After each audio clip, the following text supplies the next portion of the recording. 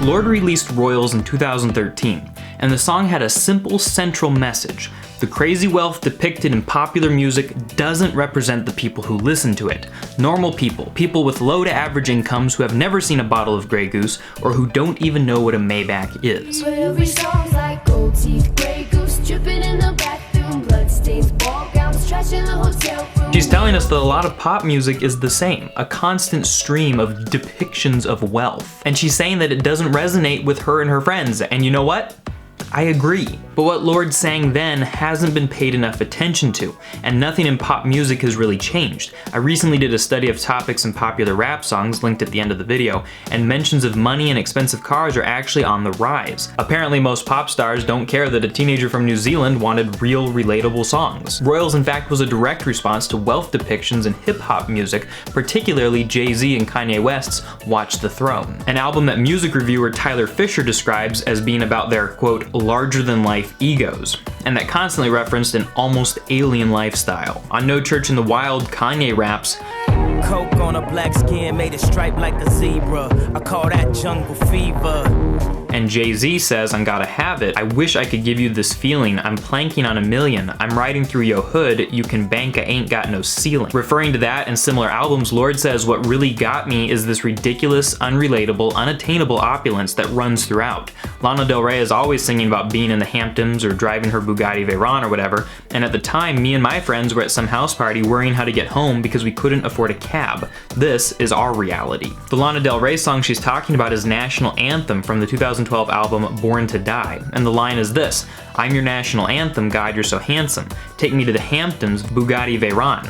The Hamptons are a really rich section of Long Island, and a Bugatti is a really expensive car. And you know what? Lorde makes an excellent point.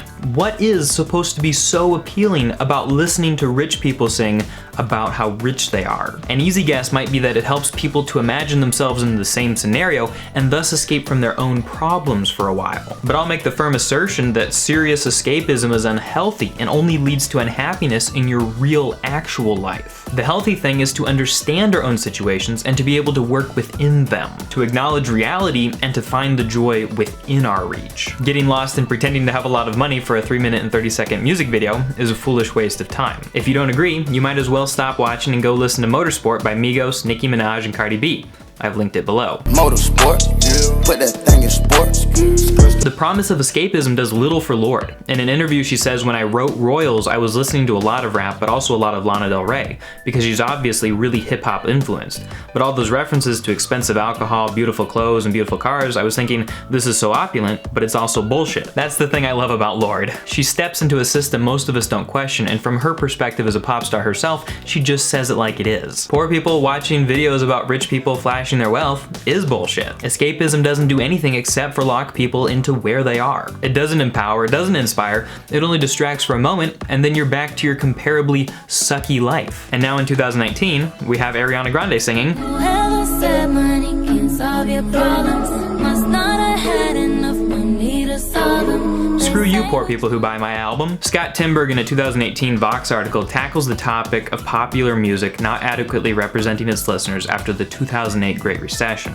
He explains that rather than singing about financial inequality or poverty, pop singers since 2008 have instead focused on displaying their own wealth and thus in a way contributing to the inequality. He asks, what if popular music does not really express and describe what the mass of Americans is experiencing? Now, of course, I'm not going to say that you're not allowed to be rich or not allowed to write music if you are rich, but what I am going to question is why the rest of us don't wake the heck up and realize that listening to people flaunt their wealth is pretty poor sport on ourselves. Hopefully, if we take a moment and think about it, we can say with Lorde, We don't care.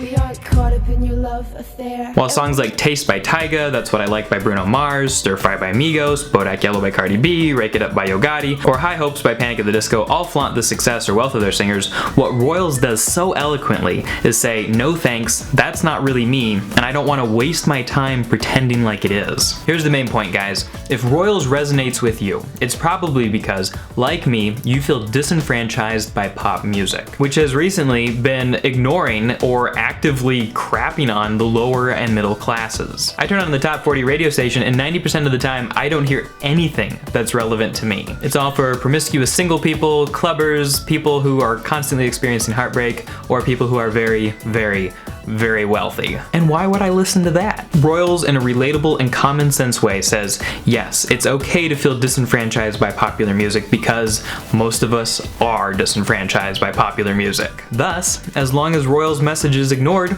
it will be relevant, which I think will be for a very, very, very long time. If you like discussing deep lyrics with a cool community or want to learn how to write strong song lyrics for yourself, check out my Patreon in the link down below. And if you want to know whether rap lyrics are getting dumber, you can watch this video.